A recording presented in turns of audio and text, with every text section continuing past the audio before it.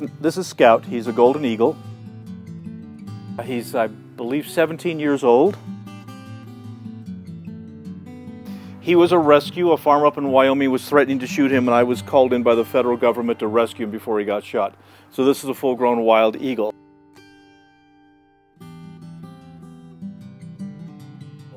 Now, eagles have always been very, very special to me.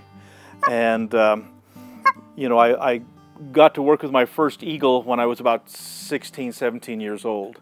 And a local game warden brought an eagle in for rehab when I was a teenager. And the thing that I noticed about eagles is their intelligence and their patience and their personality. They can be incredibly silly and mischievous. They can be extremely serious. Now, these are certainly in every respect a wild animal, and you always have to respect that. It was a long, long dream of mine, not just to rescue and return eagles back to the wild, but to be able to have a golden eagle for falconry, and to have a golden eagle that I could actually be friends with. Like I said, it's a very, very rare opportunity for someone to be able to say that one of his dearest friends is a full-grown wild eagle. And so this has been an opportunity that I've worked a lifetime to be able to achieve. And this is, actually, it's a life's work. It's extremely complicated to be able to do this. To have an eagle for falconry, one must first be a falconer. In order to be a falconer, you must pass a very difficult written test. So you need to read all the books you can find on falconry to be able to pass that written test. The test is administered by your local state fish and game. Like most government tests, the test is extensive and badly written. Once you've passed the written test, then you have all of your equipment inspected to make sure you have all that you need to care for the bird properly. Then you must apprentice for 2 years under a general class or master class falconer. At the end of your 2 years of apprenticeship, there's a variety of hawks and falcons you can have. You cannot have an eagle. 5 more years before you can apply for a master's license. Once you've acquired a master's license, then there's a variety of hawks and falcons that you can fly, but you're not allowed to fly an 8-pound golden eagle. By federal law, you must have 2 years' experience flying eagles before you can get a permit to fly eagles, and you cannot fly an eagle without a permit. And so the way around that is to work as a wildlife rehabilitator who specializes in the rehabilitation and release of injured eagles, so you can get your 2 years' experience working with eagles, so you can get your permit to work with eagles. Yes, you're such a good boy. After that, you must apprentice a 3rd time under an established eagle falconer. And after that year's apprenticeship, you're now qualified to fly an eagle in falconry, and that's the halfway point. So the falconry is one of the most highly regulated field sports in the world, and eagles are something that are incredibly difficult and demanding and time-consuming, and most falconers never want to reach this level. I can certainly take out a good hawk and catch more rabbits than I can with a good eagle, and so this is very much especially and an extreme part of what falconry is. And so yes, he's my friend, he's my hunting companion, and he is one of my wildlife ambassadors that truly helps to educate the public about eagles. And so he's a marvelous teacher.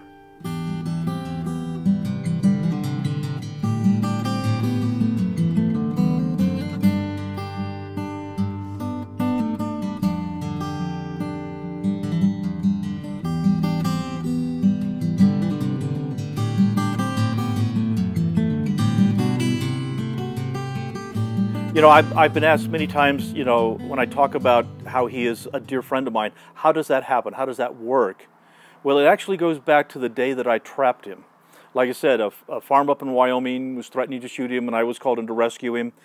This is a full-grown wild eagle. It took me about a week to bring him down to a bait station where I had food for him. Now, they're primarily scavengers, and they're looking to eat roadkill, so I use dead rabbits to bring him in and to trap him. Now, I'm not going to go into trapping methods because that is very much illegal without the proper state and federal permits, and I'm one of the only people in North America that can do this. So, but once I was able to trap the eagle, then the next thing is getting back to Utah here, getting back to my home. and then start the process called manning. Now I have to start a falconry program, because these are never pets. This is not supposed to be a pet. You know, it would be absolutely horrible if this eagle was not allowed to fly free and to hunt like a wild eagle. I do not own this bird. Basically, I serve him well. So the first thing I have to do is convince the eagle that I'm a really nice guy. And the way that we do this is we go into a very dark, quiet area, which is my basement, here at my home. And I turn on the television set so there's a little bit of light in the room, and it's dark, and it's quiet, and it's cool, and I have food for the eagle. And I put the leather straps on its legs that you see here. These are called Jessies. And I put the leather straps on, and then I sit in a nice comfortable chair, and we stay there until the eagle eats. And so we sit there all day, and with the eagle on my arm, and the whole time the eagle's on my arm, it's very frightened and doesn't understand what's going on. And I talk to the eagle very gently. I stroke him very, very, very gently, and I try to convince him I'm a really nice guy, and by the way, I've got food right here for you. And this process is called manning, and the eagle stays with me through the entire stress of its first few days in captivity. And so he's upset, he's scared, he doesn't know what's going to happen to him, and it's a gentle touch and a soothing voice. Now, if he reaches down and bites a big chunk of flesh out of my hand, the only thing I can do is say, ouch, and ask my wife to bring me a Band-Aid, because he is wild. And again, those talons, that's what he kills with, and so, you know, my hand is being crushed by his talons through the whole process. And I sat with this eagle for 3 days and 3 nights, quietly downstairs, trying to soothe him and touching his feet and saying, I've got food here for you. And after 3 days and 3 nights, my eagle finally decided, well, first, I'm not hurting him anymore at all, and secondly, there's food and he's hungry. And so he reaches down and starts to eat. And he eats all that he wants. And after he has that nice big meal, then we take the eagle and we put him in one of our chambers that we have here, and we put him in a dark chamber where it's cool and it's quiet and it's dark. And then I go out several times a day, and I walk into the chamber very quietly and very gently, and I have food for him. And I pick him up, and I have food on the glove, and he starts to eat. And after a few days, the eagle starts to decide, this isn't quite so bad. He hasn't hurt me. It's not too scary. He's very gentle with me, and he's giving me food. So the way to an eagle's heart is through his stomach. And so after a few days of doing that, he starts to look forward to my arrival. And so every day I walk into his chamber, and he looks over and goes, oh, he's going to come feed me again. This isn't terrible. And then one day I do a terrible thing. One day I walk into his chamber. This is after I've had him for a couple of weeks.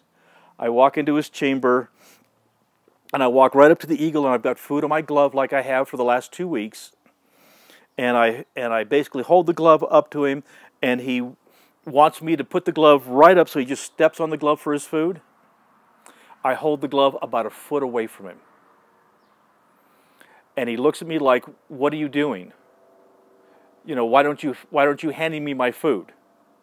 And I tell my eagle in a very gentle voice, I says, Guy, you have to jump to my glove for your dinner. And so the second day I walk into the chamber again, and I have his food on my glove, and I stop a foot short, and my eagle jumps a foot to the glove. And then we start to extend that distance from a foot to 3 feet, to 6 feet, to 10 feet, to 20 feet. Now we're outside, and the eagle is on a heavy piece of cord that we call a creance that's about 100 feet long. And we start calling the eagle from a perch to the glove, outside again 10 feet, 20 feet, 50 feet, 100 feet, a couple of 100 feet on the creance. And then when as soon as I put him on the perch and I start to walk away, and he immediately flies and wants to come to the glove food, I don't even have to whistle for him, because he knows that's how he gets fed. Now it's time to take him out on the desert, out to the wild. All of this equipment comes off. We turn him loose, and the eagle flies away. With the hope that when I blow the whistle, because that's the dinner bell, he knows when I blow the whistle, there's food on my glove. So when I blow the whistle, the eagle will turn back around, fly back, and land on my glove for food. And that's the most terrifying time in falconry, and it has been for 4,000 years. And that means that the eagle believes in me and is confident in me, and the eagle will start to come back. As I said before, I don't own this bird. This is a completely wild eagle, and he gets to fly free, and he can leave whenever he wants. But because I make his life easier, and I'm kind and gentle to him, it's his decision whether he comes back or not. And he and I have been together for about 15 years now. And so that's the process. It's not having a pet. This eagle is allowed to fly free. It is allowed to hunt, and still have him available for our school programs and those kinds of things as well. So the relationship is not just being affectionate. The relationship is making his life easier. It's kind of like many of you I know have driven out through agricultural areas and see a farmer out on his tractor, and as he's plowing the ground, there's an occasional hawk flying over the top of the tractor. What the hawk is doing is the hawk is exploiting the farmer's efforts, because as a farmer plows with his tractor, he flushes out small rodents for the hawk. And so the hawk will hang around that noisy, obnoxious farm equipment because he knows the farmer's going to provide him an easy meal. And that's exactly the relationship I have with this eagle. Even though he's a dear friend, the reason he comes back is because I make his life easier, because he exploits me. So this is truly, he is the hunter and I'm his dog. And I'm a really good dog, so he keeps me. And so the falconry process, that is what develops the friendship that we have with these animals. Like I said, this is the hunter, I'm his dog. I'm a really good dog, so he keeps me. And the only thing that I worry about with this eagle is that we do fly him through the courtship season. Now the courtship season is the end of January, first part of February is when they start looking for a mate. And he flies and hunts through the courtship season, and if he finds a pretty little lady eagle that's cuter than I am, he will fly away and never come back. But he and I have been together for 15 years, which is just absolute proof that I'm adorable. And part of that relationship is that you know, every morning I wake up, I get outside, I walk into his chamber, I pick him up, I give him a big hug and cuddle with him for a few minutes and tell him he's a good boy, and I give him a bath pan full of fresh water and give him food, and we start our day. If I don't come in and see him first thing in the morning, he'll sit there and whistle for me until I come and see him. And so that's a pretty good sign that he's pretty attached to me. You know, and this is a 7-day-a-week relationship, and and we have to be able to maintain this relationship and this friendship.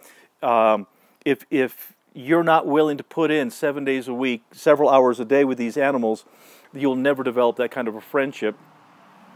As I tell everybody, if I miss a day, it puts me back a week, and if I miss a week, it puts me back a month in the time and effort and the quality of our friendship.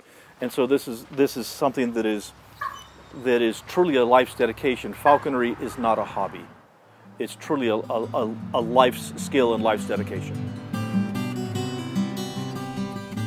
Before Scout, there was Bud, Martin's first golden eagle, and you can read all kinds of details about their relationship in his book, Healer of Angels. Please check out our site to purchase and check the description box for links and more information.